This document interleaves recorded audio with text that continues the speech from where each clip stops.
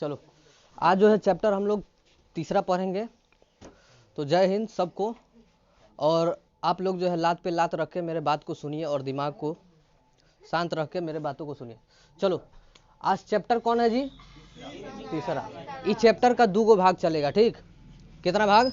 2 chapter का 2 भाग चलेगा। पहला चैप्टर हो गया है, दूसरा हो गया है, तीसरा हो रहा है। तीसरा का कितना भाग चलेगा? 2 कहे से कि थोड़ा बड़ा है, बोर्ड का जो है दिक्कत है इधर, है ना। चलो सबसे पहले चलते हैं हिंद चीन में राष्ट्रवादी आंदोलन। हिंद चीन में राष्ट्रवादी आंदोलन क्यों होगा? वहां पर भी कुछ ना कुछ कारण होगा ना। जैसे भारत में राष्ट्रवादी आंदोलन का क्या कारण हो गया? कारण हो गया कि अंग्रेज को भगाना है यहाँ से, खुद का जो है हर चीज लाना है ना। उसी तरह वियतनाम में भी राष्ट्रवादी आंदोलन चला। कथी?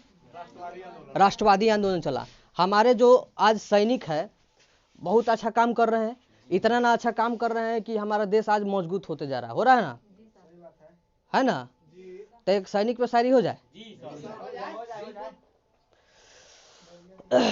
अगर इस दुनिया में हमारे सामने नाम किसी हीरो का होगा तो वह सिर्फ हिंदुस्तान के वीरों का होगा। का चलो अब देखो वो छोड़ते हैं। तो यहाँ पर हिंद चीन में राष्ट्रवाद, तो यहाँ पर हिंद चीन, सबसे पहले हिंद चीन पड़ा नाम काहे पड़ा? ठीक, हिंद चीन नाम पड़ा कि इसमें पहले हिंदुस्तान प्लस चीन, हिंदुस्तान और चीन का जो है वहां पे शासन चलता था। कैसे? तो सबसे पहले चलो पहले देखे 4वीं शताब्दी में चले तो वहां प्राचीन में 4वीं शताब्दी के आसपास वहां पे देखे तो लगभग जो है चीनी जो है शासक वहां पे राज करता था। ठीक, चीनी शासक राज करने के बाद वहां कन्फर्म है कि चीनी जो है सभ्यता वहां पे चलाएगा। जैसे भारत में जो है अंग्रेज शासन किया तब अंग्रेजी सभ्यता हम लोग को देखने को मिलता है कि नहीं? पहले हम लोग इंग्लिश जानते थे नहीं, लेकिन फिर भी इंग्लिश जान रहे कि नहीं? पहले हम लोग छोट छोट कपड़ा पहनते थे नहीं, लेकिन फिर भी आज पहन रहे हैं कि नहीं?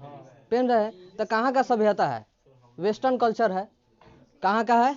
वेस्टर्न कल्चर, यानी सभ्यता आ गया कि नहीं? हम लोग भोजपुरी हिंदी में रह जाते थे, लेकिन आज अंग्रेजी भी बोलते हैं ना, बोलते हैं। हाँ, पहले धोती कुर्ता पर रहते थे, आज जीन्स पैंट पर। किसी को धोती पहना के जो है बारात भेजिएगा तो हो गया, सारा लोग ओकरे के देखेगा।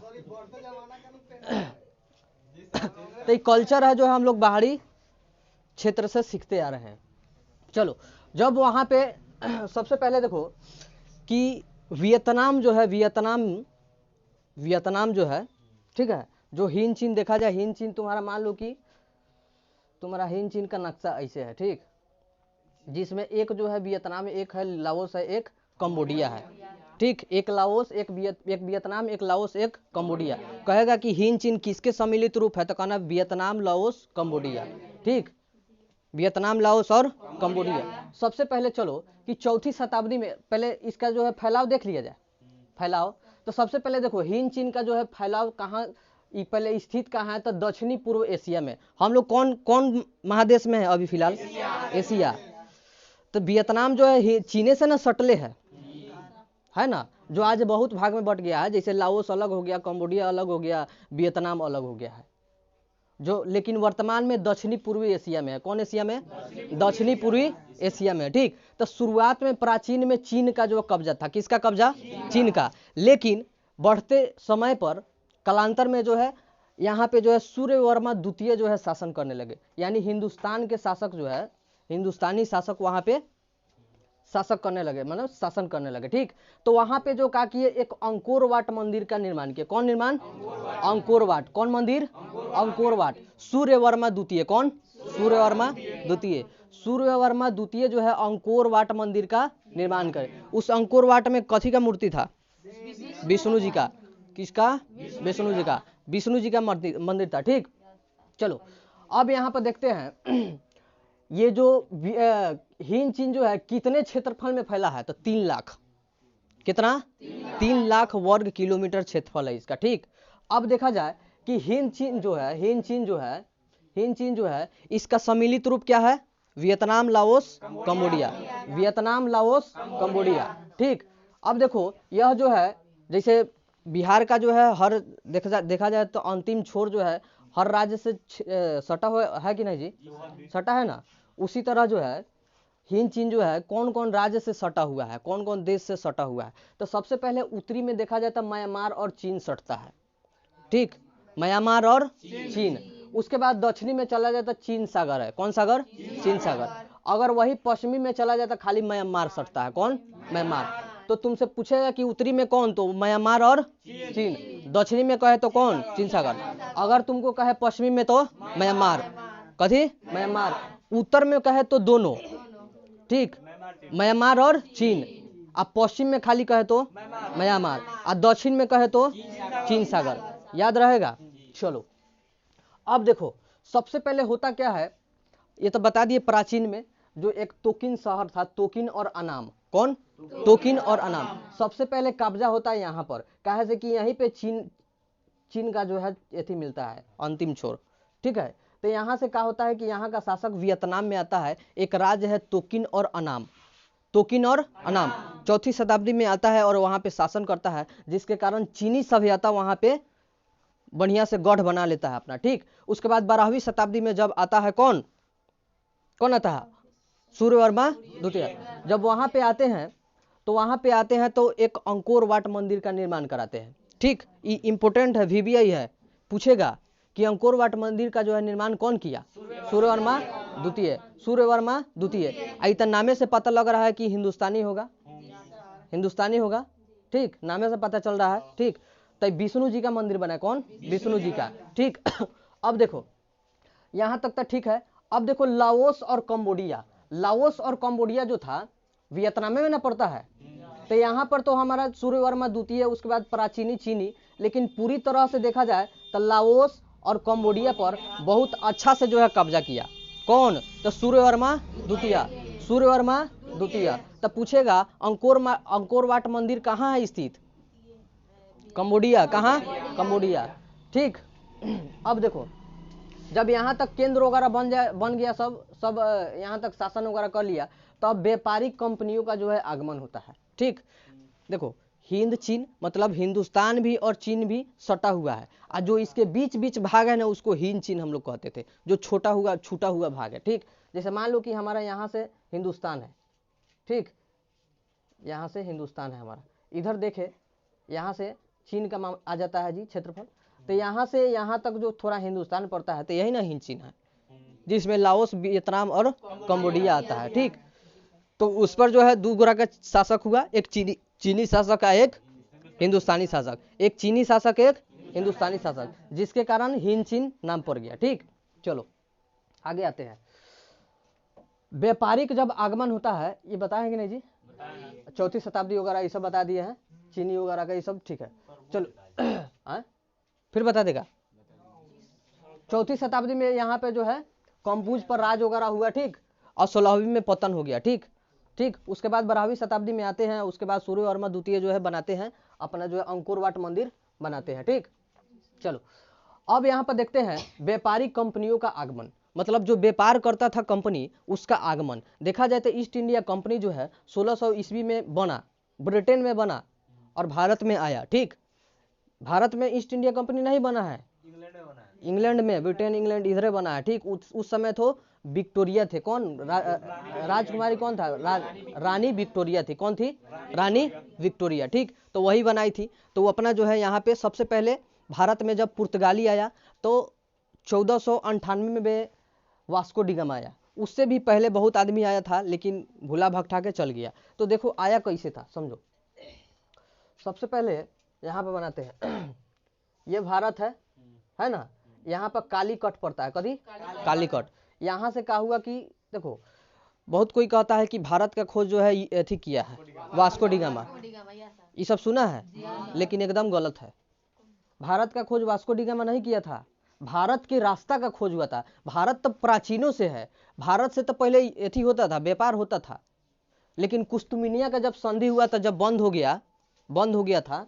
जैसे देखो यहाँ पर तुम्हारा एक अमेरिका वगैरह, इंग्लैंड वगैरह हर चीज़ है, यहाँ पर तुम्हारा भारत है। जब यहाँ से यहाँ तक आता था भारत में एथी करने, व्यापार करने पुर्तगाली लोग, तो यहाँ पर जो है सबसे पहले रास्ता यहाँ पर बंद हो गया कुस्तुमुनिया का संधि से, किसका संधि?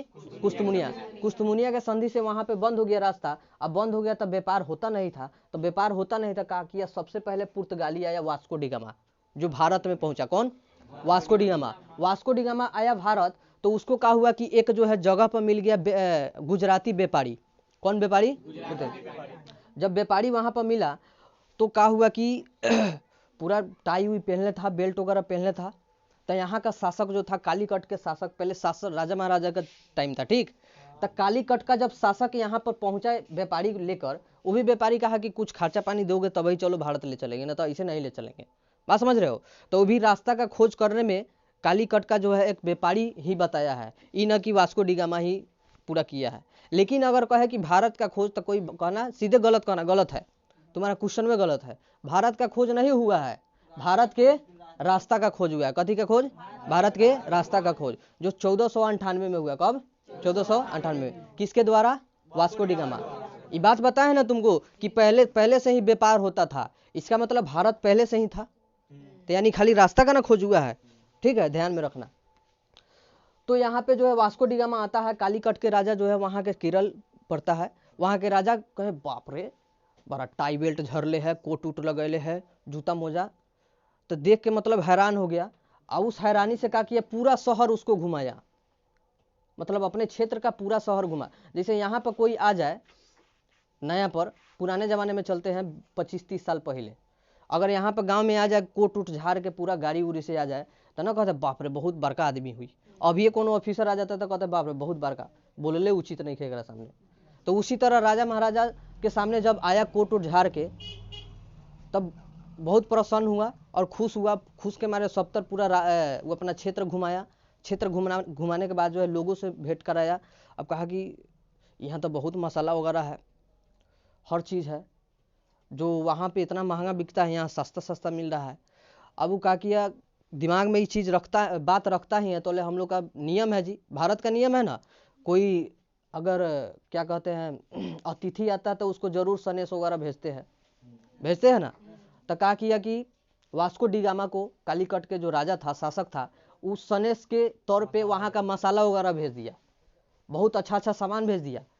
अब वो जैसे गया वहाँ पे, इंग्लैंड पुर्तगाली लोग गया वहाँ पे इटली में, जब वहाँ पे गया तो ये चीज़ जो है 600 गुना, कितना? 600 गुना दामों पर बढ़ गया। जिसका दाम जो है 600 नहीं 6000, जिसका दाम 1 रुपया है, उसका दाम 6000 हो गया। सोच लो, इतना नहीं, वहाँ विदेश में, पुर्तगाल, इटली चले जाओ, इंग्लैंड चले जाओ, मतलब भारत में जो 1 रुपया मिल रहा है वो इसका दाम 6000 हो गया। सोच लो। अब तो नहीं, सुनो, ये तो हाइप हो गया, बाप रे, खर्चा पानी हमारा सारा निकल गया। अब दोबारा आता है, अब दोबारा जैसे तुम जानता है ना कि हिसके जो है सब लोग जाता है ना। अभी जैसे आया तो उसके साथ बहुत आदमी आया। अब उसके बाद जो बहुत आदमी आया, उसके बाद तुम्हारा डच वगैरह आया, ठीक। डच के बाद इंग्लैंड आया, ठीक। इंग्लैंड मतलब कथी?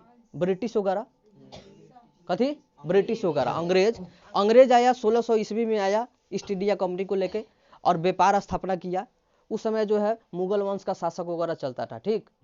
मुगल वंश का शासक वगैरह जो शाहजहाँ था ना, सब उती खानी, सब था उती खानी, ठीक है। उसका खानदान वगैरह सब चल रहा था। तो ये गोहरिया करके कैसा हो, कौन? ये इंग्लैंड वाला गोहरिया करके कैसा हो अपना जो है व्यापार जो है सूरत में पहले स्थापना किया। कहाँ? सूरत में। कहेगा प्रथम बार व्यापारिक स्थल कहाँ स्थापित हुआ? सूरत में, यानी गुजरात में जो है एक जिला है सूरत जिला, वहाँ पड़ता है, ठीक। अब देखो, तो ये तो इंग्लैंड वाला आ गया, लेकिन ये सब कब्जा नहीं कर पाया। पुर्तगाली, डच, इंग्लैंड आया तो भारत में कब्जा किया। तो हमको भारत के बारे में थोड़ा पढ़ना है, हमको कथी के बारे में? हिंद चीन के बारे में। तो अब आया फ्रांसीसी लोग आया, यानी फ्रांस के लोग आया, ठीक। फ्रांस के लोग आया, तो वो लोग आया 17वीं शताब्दी में। जब वो लोग आया तो वो लोग बढ़िया से अपना जो है कब्जा जमा लिया यहाँ पे। कहाँ? हिंद चीन में। यानी हिंद चीन मतलब थोड़ा हिंदुस्तान ना थोड़ा चीन, थोड़ा हिंदुस्तान थोड़ा चीन, हिंद चीन में जो है कब्जा कर लिया। अब कब्जा 17वीं शताब्दी में कब्जा कर लेता है तो सबसे पहले क्या करता है, वहां पे स्थापना करता है, बहुत चीज का स्थापना करता है, ठीक। तो सबसे पहले क्या करता है कि किसी चीज को अगर स्थापित करना है तो सेना वगैरह पावर वगैरह चाहिए नु, चाहिए नु। तो ये क्या करता है 1783 ईस्वी में सेना को प्रवेश करा देता है तोकिन में। कहाँ? तोकिन में। तोकिन में 1783 में क्या करता है सेना को प्रवेश करा देता है, और सेना को प्रवेश कराने के बाद क्या करता है वहां पे अपना शासन जमा लेता है। और धीरे धीरे जब शासन जमता है तो वहां पे स्थापना करने लगता है व्यापारिक स्थल को। 1862 में कोचीन में करता है, उसके बाद जो है कंबोडिया में 1863 में करता है, 1884 में जो है अन्नाम में करता है, और 1904 में लाओस में करता है। तो ये तुम लोग को याद करने वाला चीज है, तुम लोग देख लेना, ठीक। कोचीन में कब करता है बोलो? 1862। कंबोडिया में कब करता है? अन्नाम में कब करता है? लाओस में कब करता है? जब यहाँ पे स्थापना कर लेता है, ठीक, जब यहाँ पर स्थापना कर लेता है तब क्या होता है कि वहाँ के लोगों को जो है एक मजदूर के भांति में देखने लगता है और खूब काम करवाता है। जैसे इंग्लैंड वाला भारत में कराया था, उसी तरह जो है फ्रांसीसी लोग वियतनामी लोग से खूब कराने लगा। इतना ना काम कराया कि दुनिया का सबसे बड़ा चावल उत्पादक, मतलब तीसरा नंबर पर बन गया कौन? वियतनाम। 1931 तक दुनिया का तीसरा जो है चावल निर्यातक बन गया कौन? वियतनाम। अभी जो है दुनिया का सबसे बड़ा चावल निर्यातक कौन है? चीन। कौन है? चीन। गेहूं निर्यातक भी चीन है, लेकिन 2 नंबर पर कौन आता है? भारत। 2 नंबर पर भारत। अगर भारत में पूछे कि सबसे बड़ा चावल निर्यातक कौन है, कौन राज्य है, तो पश्चिम बंगाल। कौन है? पश्चिम बंगाल। गेहूं उत्पादक कौन है? उत्तर प्रदेश। कौन है? उत्तर प्रदेश। बात समझ रहे हो? लेकिन अगर कहे वही जूट उत्पादन कौन है पूरे विश्व में? पूरे विश्व में बांग्लादेश। अब भारत में कहे तो पश्चिम बंगाल, भारत में कहे तो पश्चिम बंगाल, ठीक है। ये बात ध्यान रखना, इनमें से एगो पूछ देगा कौन हो, ठीक है। तो चावल निर्यातक कौन बन गया? तीसरा का थर्ड चावल निर्यातक कब बना? 1931 में। 1931 में कौन? तो वियतनाम। कौन बना? वियतनाम। फ्रांसीसियों के द्वारा क्या किया, किसानों पर खूब काम करवाने लगा। इसके कारण जो है चावल निर्यातक थर्ड चावल एक्सपोर्टर जो है, राइस एक्सपोर्टर बन गया कौन? वियतनाम। कब तक? 1931 तक। कब? 31 तक। घूसा कब था? 17वीं शताब्दी में। आई कब? 19वीं शताब्दी में, मतलब 2 सेंचुरी के बाद। 200 वर्ष बाद। कितना? 2 सेंचुरी के बाद, ठीक। अब देखो आगे आते हैं। अब इसका कारण देखो, एक तरफा अनुबंध व्यवस्था या फिर बंधुआ मजदूरी। एक तरफा अनुबंध व्यवस्था या फिर बंधुआ मजदूरी, ये बहुत फेमस था। कहाँ? वहीं वियतनाम में। एक तरफा जो है अनुबंध व्यवस्था का मतलब होता है वैसी व्यवस्था जिसमें मजदूर किसानों का थोड़ा भी अधिकार ना हो, जबकि वहाँ का जो सरकार है, वहाँ का जो मालिक है, उसका पूरा पूरा अधिकार हो, जिसको हम कहते हैं एक तरफा अनुबंध व्यवस्था, ठीक। समझ गए? या फिर तुमको कहेगा बंधुआ मजदूर, तो वही हुआ, बंधुआ मजदूर भी वही होता है, ठीक। एक तरफा अनुबंध व्यवस्था के तहत आता है, ठीक। ये दोनों कौन पूछ दे तो कह देना कि वैसी व्यवस्था जिसमें किसान मजदूर का थोड़ा भी हक ना हो, थोड़ा भी अधिकार ना हो, जबकि वहां का मालिक का पूरी तरह से पूर्ण अधिकार हो। मालिक का अधिकार हो लेकिन मजदूर का नहीं हो, उसको कौन व्यवस्था कहते हैं? एक तरफा अनुबंध व्यवस्था, ठीक। या फिर उसमें मजदूर जो काम करता है उसको क्या कहते हैं? बंधुआ मजदूर। कौन मजदूर? बंधुआ मजदूर। बात समझ गया? उसके बाद देखो, एक तुम लोग को गिरमिटिया मजदूर पढ़ाए थे कौन मजदूर? गिरमिटिया मजदूर। गिरमिटिया मजदूर के अंतर्गत क्या था कि लोगों को जो है भरमा के साइन वगैरह करवा के एक्सपोर्ट करा दिया जाता था, और वहां से लोग आता ही नहीं था। आई जो है सबसे ज्यादा बिहार से जाता था, पश्चिमी क्षेत्र से सबसे ज्यादा जाता था ना। चलो, तो अनुबंध व्यवस्था समझ गया। अब देखो, अब ई सब कांड से जो है परेशान होके वहां के हिन चीन लोग जो है राष्ट्रवादी आंदोलन का शुरुआत करता है, जिनमें सबसे ज्यादा फान बोई चाउ जो है काम करता है। कौन? फान बोई चाउ। फान बोई चाउ जो है कहा जाता है एक प्रकार से हीरो है यहाँ का, वियतनाम का। जिस प्रकार यहाँ देखते हैं ना हम लोग का भगत सिंह, सुभाष चंद्र बोस, महात्मा गांधी हीरो की तरह काम करके गए ना, उसी तरह फान बोई चाउ जो था वियतनाम में, हिन चीन में बहुत अच्छा काम किया। देखो कैसे किया। सबसे पहले जो है 20वीं शताब्दी के आसपास जो है खूब झेला सब की ना, 19वीं शताब्दी तक खूब झेला, फ्रांसीसियों का झेला खूब झेला। जैसे हम लोग कब तक झेले हैं, मतलब अंग्रेजों के अंग्रेजों से जड़ से कितना जड़े हैं? कम से कम 2 सेंचुरी तक। यानी कब तक बताओ सब? 1946 तक कौन शताब्दी तक? 20वीं। कौन शताब्दी? 20वीं। आइयो जो है 20वीं शताब्दी तक झेल रहा था। ठीक, अंग्रेजों के, फ्रांसीसियों के जड़ से बहुत मजबूत हो गया था, जंजीर से, ठीक, बंधा हुआ था। उसे छूटना जो है बड़ा मुमकिन पड़ गया था, मुश्किल हो गया था। चलो, तो हिंद चीन में जो होता है 20वीं शताब्दी में जो है वहां पर जो है क्या होता है? राष्ट्रवाद का उदय होता है, यानी राष्ट्रीय आंदोलन का उदय होता है, जिसमें नेतृत्व करता है फान बोई चाउ। कौन करता है? फान बोई चाउ। फान बोई चाउ जो है दुई तान होई नामक एक जो है क्या करता है? क्रांति संगठन बनाता है। दुई तान होई, ये चीनी भाषा है। कौन भाषा है? चीनी भाषा है। दुई तान होई कौन भाषा है? चीनी भाषा है। ठीक, तो दुई तान होई जो है एक क्रांतिकारी संगठन है। कौन संगठन? क्रांतिकारी संगठन है। इसका जो है स्थापना कौन किया है? फान बोई चाउ। अब देखो स्थापना तो ये किया, लेकिन नेता दूसरा के बना देता है, कुआंग को। किसको? कुआंग। कहेगा कि दुई तान होई का नेता कौन है? तो कुआंग। कहेगा स्थापना किया है फान बोई चाउ। स्थापना कौन किया है? फान बोई चाउ। लेकिन नेता कौन था? कुआंग। जो संगठन था, कौन? संगठन का नाम कथी था? दुई तान होई। बात समझ रहे हो?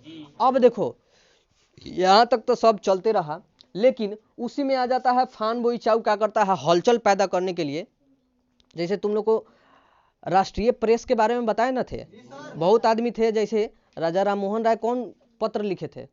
समाज कौमुदी। कौन लिखे थे? समाज कौमुदी। मिरातुल कौन लिखा था? राजा राम मोहन राय।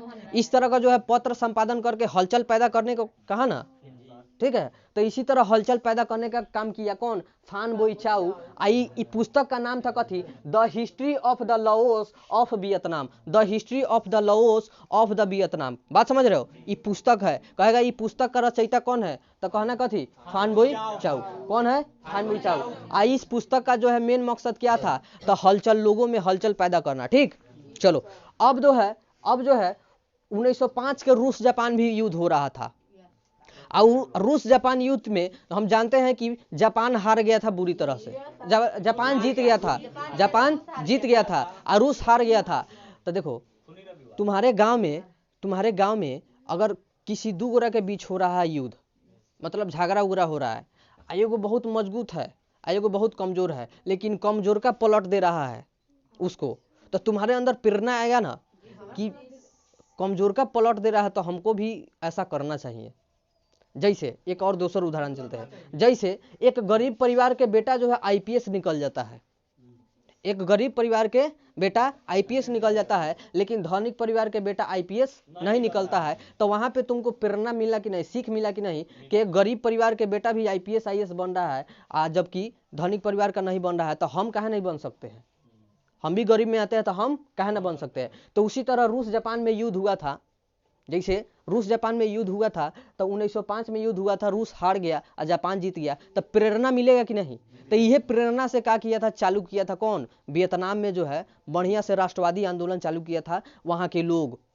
बात समझ रहे हो? फान बोई चाउ तो शुरू कर दिया था, लेकिन वहां पे लोग रूस में जो है रूस को देखकर जो है क्या किया? रूस जापान युद्ध के देख के क्या किया? लोग वहां के जो है राष्ट्रवादी भावना जगने लगा, ठीक, उभरने लगा, और राष्ट्र के प्रति सोचने लगा कि इतना लोग जो है बाहरी आके कब्जा किया है, इससे बचना चाहिए। नहीं बचेंगे तो हमारा संस्कृति, सभ्यता, कल्चर होगा, सब खत्म हो जाएगा। धीरे धीरे जकड़ रहा था सब। तो लोगों के मन में ऐसा भावना प्रकट हुआ, और प्रकट होगा कहे नहीं, इतना अत्याचार हो रहा था। अनुबंध घर हमारा, खेत हमारा, खलियान हमारा, राज किसी और का। तो कन्फर्म है कि माइंड में जो है थोड़ा विचार आएगा ही, राष्ट्रवादी विचार आएगा ही। तो लोगों को जो है प्रेरणा स्रोत कौन? 1905 का युद्ध। कौन?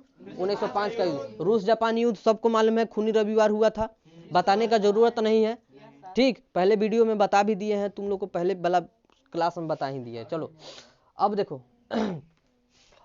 क्या होता है? वियतनामी मुक्ति एसोसिएशन। वियतनामी मुक्ति एसोसिएशन, इसको चीनी भाषा में कहते हैं वियतनाम कुआन फू होई। वियतनाम कुआन फू होई। वियतनाम कुआन फू होई मतलब खून न याद रही तो वियतनाम कुआंग खून होई, याद रखिए। खून काहे होई, फून है, फू, हाँ फूक, फूक होई। वियतनाम कुआंग फूक, चीनी भाषा में देखो सबसे बड़का देखा जाए लेटरों का समूह में सबसे ज्यादा अक्षर किसका है, चीनिये का है। हमनी के जो है इंग्लिश लेटर में कितना थी अक्षर, 26 है ना, आ हिंदी में 36, हिंदी में 36। लेकिन चल जाओ तुम एथी में चीन में 54 गो प्लस है शायद, 107 गो है शायद। खाली वहाँ का अक्षरे है। मतलब सबसे दुनिया का सबसे ज्यादा अक्षर वाला भाषा जो है चीनी भाषा है। सोच लो, ये सब का नाम ही अलग होता है। तो उसी का हिंदी नाम क्या है, एक प्रकार देखो वियतनामी मुक्ति एसोसिएशन हिंदी नाम है, ठीक। वियतनामी ये मुक्ति एसोसिएशन हिंदी नाम है, और चीनी भाषा नाम कथी है, वियतनाम कुआंग फू होई। ये जो है छात्रों के द्वारा संगठित किया गया था। जैसे हम लोग देखा जाए पटना में एक छात्र आंदोलन हुआ था जिसका नेतृत्व जो है कौन, जयप्रकाश नारायण जी किए थे। उस जो है आंदोलन का क्या नाम था, छात्र आंदोलन नाम था, लेकिन बाद में नाम कथी पड़ा, सबके डांटा चला अगर नहीं बताया तो। जयप्रकाश नारायण जो है कौन सा जो है ऐसा आंदोलन किए थे बताओ। हाँ क्रांतिकारी आंदोलन था, लेकिन कौन आंदोलन था,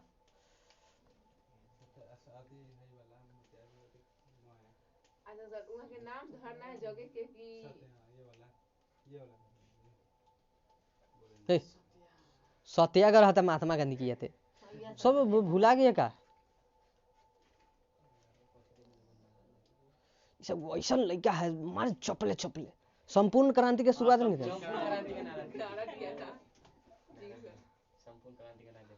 सब भुला गया। एक मतलब रिवीजन घर नहीं होता है, हम जान रहे हैं।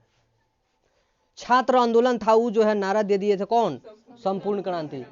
बात समझ रहे हैं, पटना से शुरू हुआ था और जो है वहां पे भाषण दिए थे। खाली जयप्रकाश नारायण जी का भाषण सुनने के लिए वहां के इतना लोग उमड़ गया था, इतना लोग उमड़ा था कि मत पूछो, पूरा पटना का फूल हो गया था। 1000 बहुत कम हो गया। आजकल के नेता का तो 1000 हो जाएगा, बाप को समझेगा कि हम फेमस हो गए हैं। 1 करोड़ थोड़े, लाखों की संख्या में जाता है लोग, बात नहीं समझ रहा है। चलो तो संपूर्ण क्रांति, ठीक।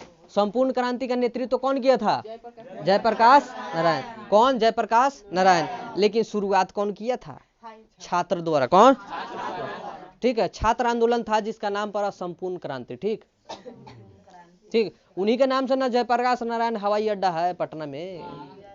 चलो अब देखो आगे देखो, जब शुरुआत हो गया मुक्ति एसोसिएशन का छात्रों के द्वारा वियतनामी मुक्ति एसोसिएशन, इसका चीन में नाम है, चीनी भाषा में वियतनाम कुआन फूक होई, ठीक। अब देखो, अब ये जो शुरुआत हो गया तो 1914 तक एक दल बना, कथी दल, राष्ट्रवादी दल। कौन दल, राष्ट्रवादी दल। 14 तक एक कौन दल बना, राष्ट्रवादी दल। 1914 में कौन दल बना, वियतनामी राष्ट्रवादी दल। ये दल जो है देशभक्त ने बनाया, देशभक्त ने बनाया, खूब अच्छा। मतलब जिस देशभक्त का मतलब कथी, जिसको देश से प्रेम है वही ना देशभक्त। तभी क्या किया देशभक्त, क्या हुआ, जब ठीक से जाना। हाँ चलो अब देखो, तो वियतनामी लोग जो है देश राष्ट्रवादी देशभक्त जो है आंदोलन शुरू किया। अब आंदोलन तो शुरू किया, लेकिन क्या किया, उसको कुचल दिया। कौन कुचल दिया था, फ्रांसीसी सरकार ने। क्या किया, आंदोलन का जो है अधिवेशन कैक्टन में हुआ। कहाँ, कैक्टन में। कैक्टन में जब हुआ तो कहा कि न मानी, ये सब फिर हमारे पास जो है धावा बोलने वाला है। गोरिल्ला युद्ध बड़ा फेमस था, छापामार युद्ध, गोरिल्ला युद्ध और छापामार युद्ध बड़ा फेमस था, जिसको उसी का नाम दोनों का एक है। तो समझो फिर धावा बोलने का फिर में है। तो 1914 में जब राष्ट्रवाद की भावना जगा तो क्या किया, वहाँ का जो कैक्टन अधिवेशन हो रहा था वहाँ पे लोगों को कुचल दिया। मतलब कुचलने का मतलब कथी, ये नहीं कि ट्रक चढ़ा दिया, मतलब उसके आंदोलन को खत्म कर दिया, समाप्त कर दिया। किसके द्वारा, तब फ्रांसीसी सरकार के द्वारा। किसके द्वारा, फ्रांसीसी सरकार के द्वारा। कहेगा वियतनामी राष्ट्रीय आंदोलन को किसने कुचला, फ्रांसीसी सरकार के द्वारा। कहाँ जो है अधिवेशन हुआ था, कैक्टन। कहाँ, कैक्टन। कहाँ हुआ था, कैक्टन। इसका जो है कुचलने का प्रयास कौन किया, फ्रांसीसी सरकार। वियतनाम पर किसका कब्जा था, फ्रांसीसी का। किसका था? फ्रांसीसी का। बात समझ रहे हो? अब आते हैं अगले चरण में। देखो जब ये खत्म हो गया तो अब देखो फान बोई चाउ कहता है कि अब काम न चले वाला बा, चले तारी मॉस्को। कहाँ? मॉस्को में जाते हैं और मॉस्को में जाके सबसे पहले तो गुट वगैरह बनाते हैं बढ़िया से। कहाँ? 1919 में चीनी बहिष्कार आंदोलन। हाँ तो समझो यही 14 में जब शुरू हो ही गया तो बहिष्कार शुरू हो ही जाएगा 19 में। जिस तरह हम लोग का 1942 में हो गया था शुरू भारत छोड़ो आंदोलन, 47 तक फाइनल हो गया था। 48-49 तक जो है खत्म करने को कहा था कि हम छोड़ के चल जाएंगे, लेकिन बोस जी का जो था ना आजाद हिंद फौज, ऐसा मारा सबके, मार लबेदा के जाम कर दिया था सबको। भाग नहीं पारा सबको। अब कह रहा है लियो ना। अब जैसे खैनी लेने जा रहा था उसमें जहर मिला दिया, ठीक है। चाहे हाथ उत मिलाना जाता था, हाथ उत है। अब इतना ना गोली से मारा था और डंटा पूरा फुला दिया था, बम्बू फुला दिया था सबको। चलो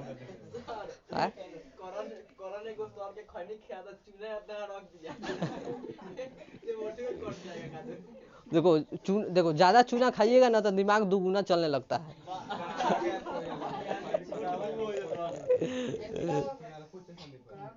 ठीक है, तो यानी छोड़ो उस बात, अपना मुद्दा पाते हैं। ठीक, यानी 48 तक जाने वाला था, लेकिन हिंद फौज जो है के कारण भाग गया बहुत जल्दी।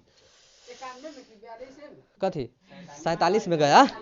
47 में चलो, भारत छोड़ो आंदोलन महात्मा गांधी के द्वारा चलाया गया था, ठीक, लेकिन हिंद फौज के कारण सब भाग गया, पिटाई बहुत पड़ा था।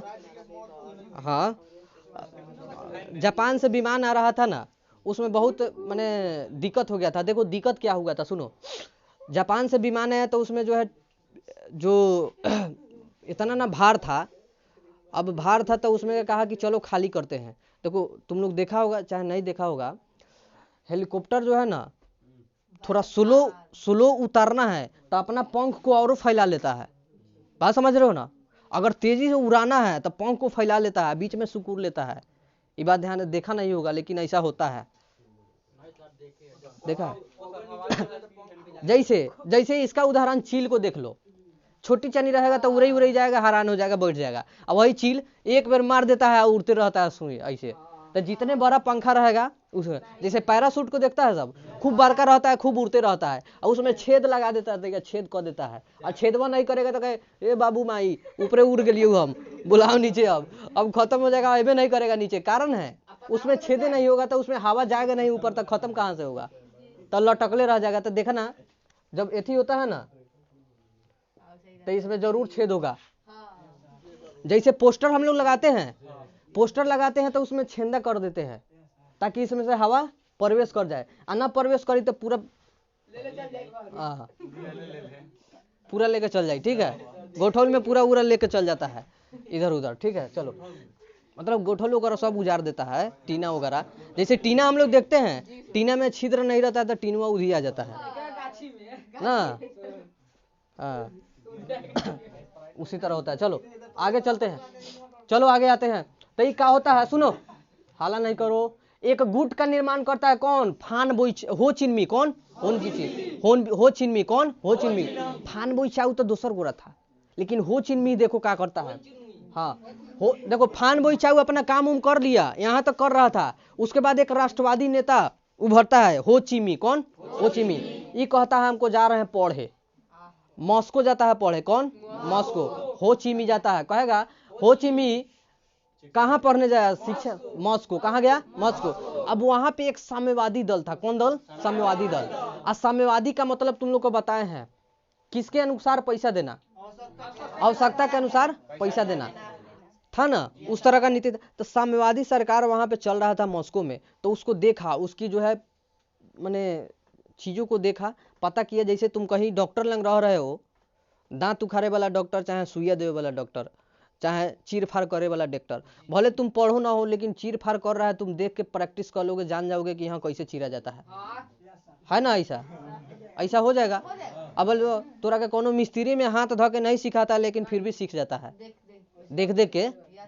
बहुत ऐसा मास्टर है जो 10वां पढ़ा नहीं लेकिन 10वां पढ़ाता है? गुरु जी ना पढ़ ले कभी 3 तो आवे किए हैं मतलब तुम लोग जहाँ गौरी जी का बड़ाई करता हूँ, गौरी जी से पढ़े हुए हैं। जिस टीचर से पढ़ो ना उसका कभी भी बुराई ना करो, बात समझ रहे हो? सनी लियोन को देख लो, जहाँ से कमाता है ना उसका बहुत गुणगान गाता है, भारत के संस्कृति को अपना लिया है, नहीं जानता है? भारत में कमाता है, जितना इज्जत उसको विदेश में नहीं मिला उतना भारत में मिलता है। तो जिससे तुम पढ़ो, जिससे कमाओ, उसका गुणगान जरूर गाओ, भले तुम एक अक्षर क ही क्यों ना पढ़े हो। ठीक है, ये बात ध्यान रख, बुराई नहीं करना है। टीचर है, हमारा भी टीचर है, ठीक है, आला नहीं। हाँ बोलिए, देख रहा है ना?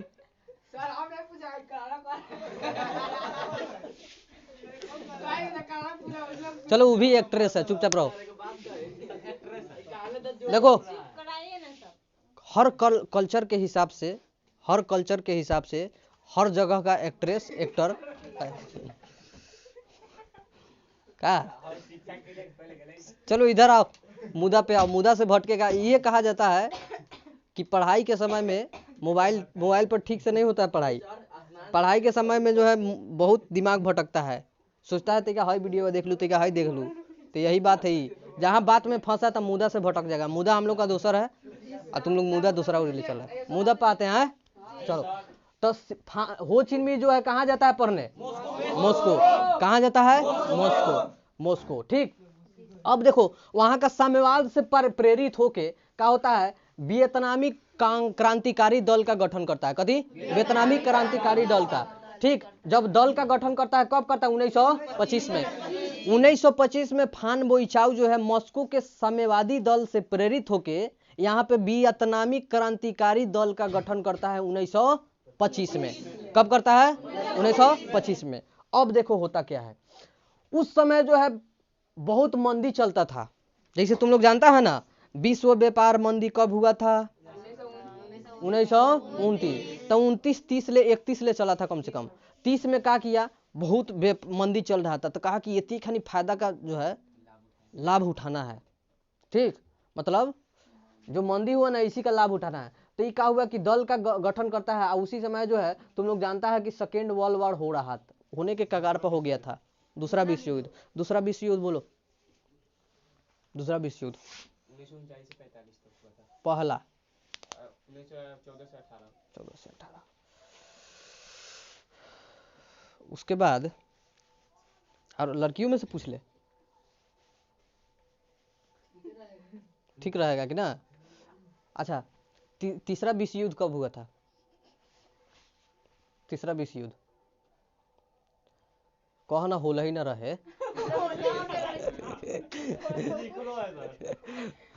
तीसरा विश्व युद्ध नहीं हुआ है, जीरो हो गया इसका। चलो तब सुनो होता क्या है, सुनो। तो दूसरा वर्ल्ड वार जब हो रहा है तो जर्मनी और फ्रांस के बीच जो है, देखो जब वर्ल्ड वार हुआ था 2 गुट था, ठीक है, एगो मित्र राष्ट्र एक केंद्रीय शक्ति। तो दोनों गुट में अलग अलग था, एक और जर्मनी था, एक और फ्रांस था। वह क्या होता है, क्या जर्मनी जीत जाता है? कौन जीता है? जर्मनी। अब फ्रांस हार जाता है। ठीक, अब कह रहा है कि इसका फरफराल पूरा बंद हो गया है, चलो इसी में अब धावा बोलते हैं। अब क्या करता है, एक दल का जो है गठन तो करिए दिया था यहाँ पर, वियतनामी कांग्रेस दल कर दिया था ना। अब देखो वियतनामी स्वतंत्रता लीग का जो है शुरू कर देता है। इसका कार्य था छापामार युद्ध नीति को अवलंबन करना, छापामार युद्ध नीति का अवलंबन करना। देखो कारण है कि जर्मनी से तो हार गया है फ्रांस विश्व युद्ध में, अब हार गया तो उसका जो है सैनिक भी कमजोर हो गया, सैनिक भी कम हो गया, इसका शासन भी डगमगा रहा है ना। अब देखो, अब जो फ्रांस का अब क्या करता है कि फान बोइचाउ एक एक जो है आंदोलन का गठन करता है, जिस आंदोलन का नाम था वियतनामी स्वतंत्रता लीग। इस जैसे हम लोग भारत छोड़ो आंदोलन शुरू किए थे, उसी तरह वियतनामी स्वतंत्रता लीग शुरू करता है हो चिन मिन के द्वारा। किसके? हो चिन मिन के द्वारा स्टार्ट होता है। अब हो चिन मिन के द्वारा जो है एक गोरिल्ला, कहा जाए तो गोरिल्ला युद्ध, गोरिल्ला सैनिक के द्वारा एक छापामार युद्ध शुरू होता है। छापामार युद्ध ऐसा था कि कोनो सैनिक का गुट है, अब क्या करना है, खेत एथिए जाना है, गछवानिए मतलब गछवानिए जाना है, हाँ रास्ते। और उसके बाद क्या करना है, जैसे छुप के मारना है सबको, झाड़ी में नुका के। आई से इतना परेशान हो गया था फ्रांसीसी वाला सब, इतना परेशान हो गया था कि मत पूछो, इतना परेशान हो गया था कि पूछवे मत करो, गोली मारता था। देखो ये सब सीख ले था केकरा से? अमेरिका से। हाँ, ये वियतनामी लोग कांड नु किया था। अमेरिका के कांड बहुत है। माइलीगांव हत्या कांड सुनेगा तब कहेगा बाप रे बाप, दांते अंगुली काटेगा। बताएंगे, आने टाइम आने दो। अगिलका है टॉपिक माइलीगांव है, टाइम यहाँ है ना, माइलीगांव लिख ना दिए। चलो, तो वियतनामी में था कि एजेंट ऑरेंज का जो है प्रयोग किया जाता था। ऐसा पदार्थ का जो देह पर तुम्हारा फेंक देगा, बस चिपक जाएगा, वो लगेगा जलने लगेगा, ऐसा था।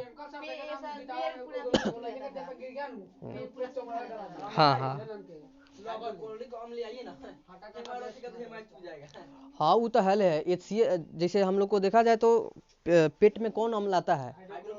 HCl आता है ना, वही से पूरा खानवा का पचाता है। तू हड्डी घोट जाएगा तो हड्डियों के पचाने का जो है कैपेसिटी है, थोड़ा टाइम लगेगा। सबसे ज्यादा कुत्ता का पचाने का जो है एथी होता है, बड़का हड्डी घोट जाएगा वो पचा देगा। सूंघने का भी जो है शक्ति बहुत ज्यादा होता है। सूंघने का शक्ति इसलिए होता है क्योंकि उसके जो नाक का जो एथी है, जो ना होता है कुचवा हड्डिया, वो जो है घना बना रहता है, ज्यादा घन रहता है। आई जो है जगह से सूंघ लेता है। बात समझ रहे हो? हाँ, हम लोग जो है सूंघेंगे 5 मिनट बाद खत्म, लेकिन कुत्ता एक बेर सुनेगा तो 2 दिन नहीं खत्म होता है। इतना माने शक्ति होता है, सूंघन शक्ति। हाँ, डिब्बा चीनी वाला। चलो आगे आते हैं, जगह पे आते हैं। चलो, अमेरिका वाला सब भी बहुत बदमाशी किया था। जैसे अब आता है हम लोग का जापान पर। तो जापान पर जानते हो तुम लोग कि 6 और 9 अगस्त को 12 कांड हुआ था, बम ब्लास्ट हुआ था, मालूम है ना? 6 अगस्त 1945 को जो है क्या होता है, जापान पर बहुत बार का बम फेंका जाता है, जिस बम का नाम था लिटिल बॉय। कौन बॉय? Little boy. कौन बॉय? Little boy. आई बम किसके द्वारा फेंकवाया गया था? अमेरिका के द्वारा। अमेरिका के किसके द्वारा? राष्ट्रपति के द्वारा। उस समय का जो है राष्ट्रपति था फ्रैंकलिन रूजवेल्ट। अब आता है 9 अगस्त को नागासाकी पर फेंका जाता है। कभी पर? नागासाकी। हिरोशिमा पर 6 अगस्त और 9 अगस्त को नागासाकी, और दोनों 1945 में, यानी 3 दिन बाद फेंका गया था। तब पहल का जो है फेंका गया था लिटिल बॉय राष्ट्रपति के द्वारा, यानी उसके द्वारा फेंकाया गया था, राष्ट्रपति के द्वारा फेंकवाया गया था, ठीक है, जिसका नाम था लिटिल बॉय। और दूसरा फेंका गया था फैटमैन, जो प्रधानमंत्री के द्वारा। किसके द्वारा? उस समय का प्रधानमंत्री था चर्चिल, विस्टन चर्चिल। कथी? विस्टन चर्चिल ही जो है महात्मा गांधी को कहे थे ये जो है अर्धनग्न फकीर है। कौन फकीर? अर्धनग्न फकीर है। कहेगा कि महात्मा गांधी को किसने अर्धनग्न फकीर कहा था? तो चर्चिल, विस्टन चर्चिल। कौन? विस्टन चर्चिल, याद रहेगा। जिसने कहा 9 अगस्त को नागासाकी पर बम फेंकवाया था, जिस बम का नाम था फैटमैन। कौन मैन? फैटमैन। कौन मैन? फैटमैन। कौन फेंकवाया था? चर्चिल विस्टन चर्चिल या चर्चिल विस्टन, जैसे याद रखना, मतलब याद रखना चाहिए, ठीक है। जैसे इसका नाम है फ्रैंकलिन डेवी रूजवेल्ट, लेकिन याद रखना है फ्रैंकलिन रूजवेल्ट, ठीक है, ज्यादा याद नहीं रखना है। रूजवेल्ट भी याद रहेगा तो चलेगा। तो रूजवेल्ट था राष्ट्रपति, आई चर्चिल जो था कथी था? प्रधानमंत्री, ठीक। जैसे हम लोग का राष्ट्रपति प्रधानमंत्री है, तो प्रधानमंत्री के मन बनल चल हमू फेंक तरीके का, राष्ट्रपति कहलन तो हमू कमजोर बारी, ठीक है, हमू फेंक देते बम। उस समय था, ठीक है, ऐसे तो राष्ट्रपति होता है, लेकिन उस समय के था, ठीक। तो वहां का प्रधानमंत्री चर्चिल, विस्टल चर्चिल, ठीक। उसके बाद क्या हुआ?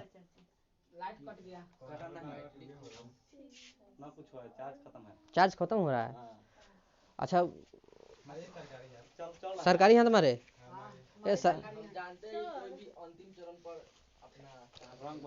रंग बदल लेता है, ये बात सही है।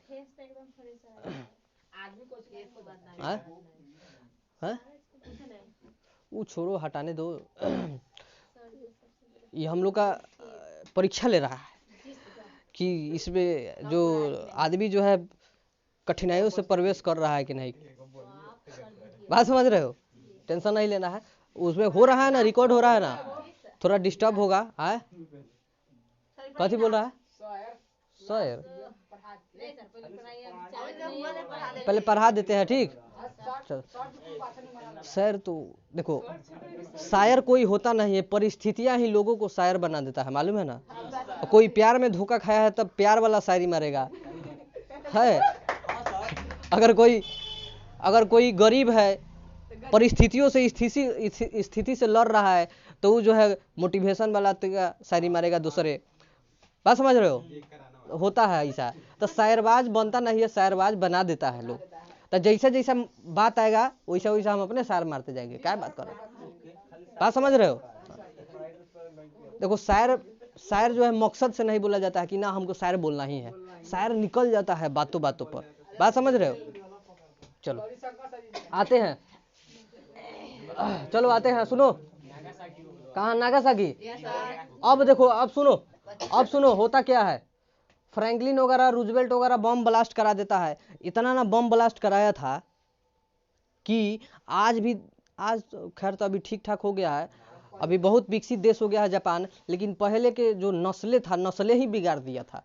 कोई लंगड़ा पैदा हो रहा था, कोनो कनाह पैदा हो रहा था, कोनो को घेग ऐसे टेढ़ टाड़ पड़ाम बन। देखो,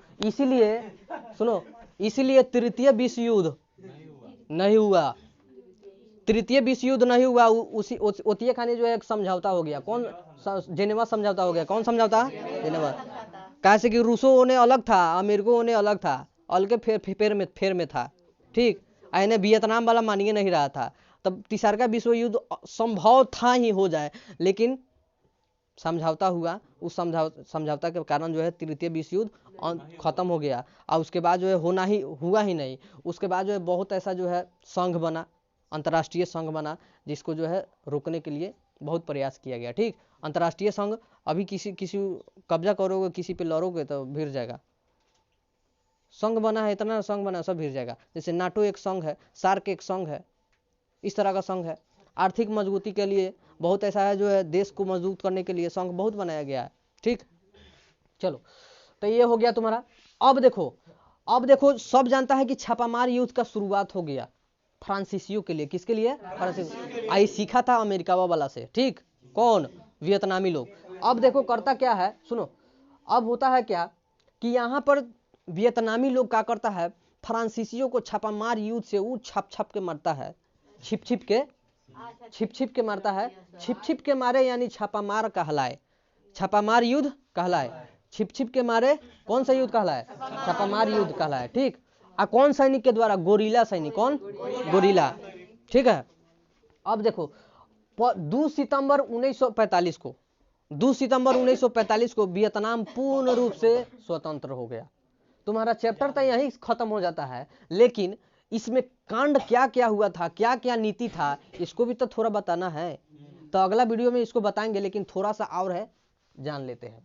सबसे पहले देखो, अब देखो शुरुआत में हम लोग जब शुरुआत करेंगे सेकेंड क्लास जब शुरुआत होगा, तो हिंद चीन के प्रति फ्रांसीसियों का नीति, उसके बाद जो है अमेरिका के फ्रांसीसियों के प्रति अमेरिका का नीति, अमेरिका का वर्चस्व किस प्रकार था उसको भी पढ़ेंगे, फ्रांस का किस प्रकार वर्चस्व था उसको भी पढ़ेंगे। तो इसमें थोड़ा थोड़ा देख लेते हैं, ठीक। हनोई समझौता वगैरह हुआ था, ठीक। गोरिल्ला युद्ध के द्वारा ये सब हुआ था, ठीक। उसके बाद जिसमें 16,000 कितना 16,000 सैनिक जो है सरेंडर कर दिया, आत्मसमर्पण कर दिया वियतनामियों को कि ना अब ना हो तो हमारा से। हाँ, बहुत छिप के मार लियो, माने गोली से मारा, ना होता है छिप छिप के मारियो रे नजरिया दिल हो गयो परेशान, इस तरह ना होता है। तो उसी तरह छिप छिप के इतना ना गोली मारा कि परेशान हो गया, सरेंडर कर दिया कि ना अब ना लड़बो हम। ठीक, अब सरेंडर हो गया तो क्या हुआ, इसका जो है स्वतंत्रता मिल गया कब, 2 सितंबर 1945। ठीक, कहेगा वियतनामी स्वतंत्रता कब हुआ, 2 सितंबर 1945, याद रहेगा। ठीक है, एबे टिहकारी न मारो। हाँ तो कान पर मारेंगे न, तान पूरा खत्म हो जाएगा। नहीं, हम जानते हैं कि आप लोग खुश हैं, टान में हो, लेकिन टान में हो तो इसमें टिहकारी नहीं ना मार रहा है। हम जानते हो कि तुम पढ़ के खुश हो गए, हम मानते हैं तुम पढ़ के खुश हो गए, लेकिन खुशियों को इस तरह से नहीं प्रदर्शित करो कि अगल बगल वाला को डिस्टर्ब हो जाए। कैसे कि ये गांव है, कथी है, गांव है। गांव का एक जो है नियम है कि तुम कोई काम कर रहे हो तो तुम्हारा पैर जरूर खींचेगा, तुम में बुराई जरूर निकालेगा। बात समझ रहे हो। वही तेगा सफल हो जाओ। बउआ बड़ा मेहनत, बढ़िया पढ़ावल बउआ, इस तरह का होता है। तो ये सबको ध्यान नहीं देना, थोड़ा गांव को देख करके जो है चलना है। तो तुम मान लिए सिटी में रहे हो, अगल बगल दूसरे समझने लगे कि वो पढ़ाई नहीं हो रहा है, ऐसे तो देखेगा कि बहुत बड़े बड़े सर जो है वो क्लास में पूरा हंगामे होता है लेकिन वहां चल जाएगा, लेकिन यहाँ नहीं चलेगा। कैसे गांव है, थोड़ा खुशी को इजहार करो, लेकिन इस तरह नहीं करो कि चलो। तो फ्रांसीसियो लोग सरेंडर कर दिया, कथी कर दिया, सरेंडर, यानी आत्मसमर्पण कर दिया। कहल कितना था, 16,000, कितना था, 16,000। अब फ्रांसीसियो का सरेंडर करने का कारण क्या था, गोरिल्ला सैनिक छुप छुप के मार रहा था, गोरिल्ला सैनिक वह सब। ठीक, अब देखो होता क्या है, थोड़ा अमेरिका का हस्तक्षेप वगैरह ये सब पढ़ना है तो इसके बारे में कल पढ़ेंगे, लेकिन थोड़ा माइलीगांव हत्याकांड पर आ जाते हैं। हम जानते हैं कि दक्षिणी वियतनाम पर, हाँ जो फ्रांसीसी कब्जा था ना, जिस तरह नहीं बोले हैं, जिस तरह गोरिल्ला, देखो वियतनामी सैनिक था ना, जो गोरिल्ला सैनिक, जैसे ना तुम लोग को बोले हैं कि एक दल वगैरह बनाया, जैसे हिंद फौज बनाए थे, सुभाष चंद्र बोस दल बनाए थे, उस दल में था ना बहुत सैनिक, प्राइवेट सैनिक, उसी तरह ये सैनिक था। बात समझ रहे हो। तो प्राइवेट सैनिक कम मारा था तब ना भागा, तो उसी तरह वियतनामी सैनिक बहुत मारा।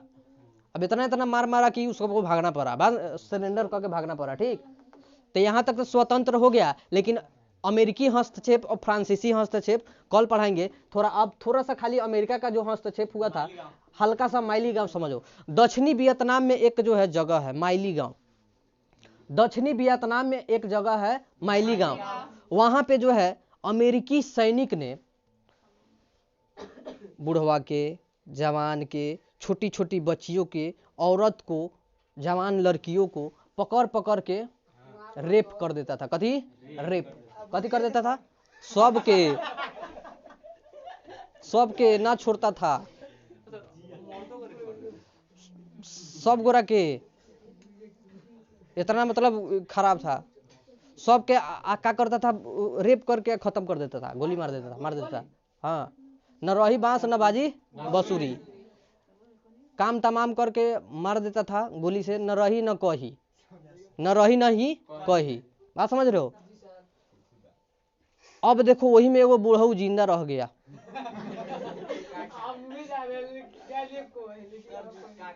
काका धक्का मार दिला अमेरिका वाला के। देखो होता क्या है, अब एगो बूढ़ा व्यक्ति जो है, उसी अंदर जो ढेर था ना रेप काका के, जो अमेरिकी सैनिक जो रेप काका के मार के गोली मार के छोड़ दिया था, वही के अंदर जो है एक बूढ़ा व्यक्ति था।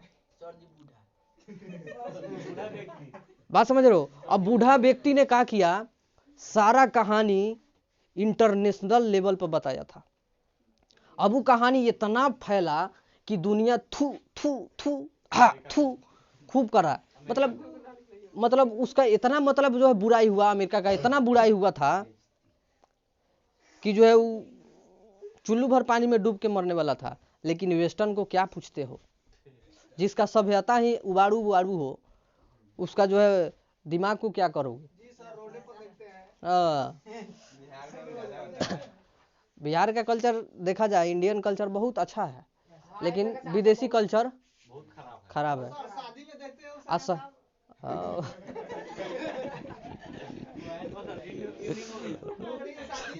उस सबके शादी अलग होता है, सही कह रहा है। वेस्ट वाला का सबका शादी अलग होता है, तब न फादर डे मनाता है, मदर डे, फादर डे। अब एगो से शादी किया, ओकरा से ताला ओकरो के रखले है, ओकरो के रखले है। एगो ड्राइवर 4 गो 5 गो गाड़ी चलाता है। हाँ, बेस्ट कल्चर में ऐसा है। अब देखो, एक ड्राइवर 4 गो 5 गो गाड़ी चलाएगा तब पता नहीं लगेगा यात्री को कि गरिया केकर है। ठीक, गरिया केकर है, तब वो पता करता है गरिया केकर है, तब मनाता है फादर डे। कथी? Father day, mother day. जो कल्चर हम लोग के आ गया है, माता डे, पिता डे नहीं मनाना चाहिए हम लोग को। बाल बच्चा को बुझे वो लोग को देखो, मान लीजिए को पिताजी, जैसे समझो इधर समझो, मान लीजिए कि ये पिताजी है, ठीक, आई पिताजी है, आई 4 गो 5 गो शादी कर लिया, अब चारों से एक होने को बाल बच्चा हो रहा है, तो मान लिए सब अब देखो, ये नहीं कि खाली जो है अथी लड़कवे शादी करता है, लड़कियों के ना सटल रहती है, कनेक्शन एकरो रहता है, वाईफाई जुड़ा रहता है, ठीक है। अब एकरो से एगो हो गया, एकरो से हो गया, अब पते न चल रहा है केकरा से कएगो हुआ। अब इसके कारण जो है, अब पिताजी को जो है जानकारी प्राप्त की, हाँ हम रघुवर बेटा जी है, तो इसीलिए मनाता हैप्पी फादर्स डे। बात समझ रहे हो? आई कल्चर हम लोग में आ गया है। कल्चर आ गया नहीं है? हैप्पी बर्थडे है, सब मनाता है हैप्पी बर्थडे। बाप रे बाप, जब हैप्पी बर्थडे शुरू होगा तो स्टेटस लगेगा, हमारे यार रंगदार करेले बदमाशी। हम बर्थडे मनाते ही नहीं है, मालूम नहीं है? हमारा बर्थडे आता है 29 तारीख को, 4 साल में एक बार, तो हम नहीं मनाते हैं। कहोगे तो इसमें हम कहोगे तो हम अपने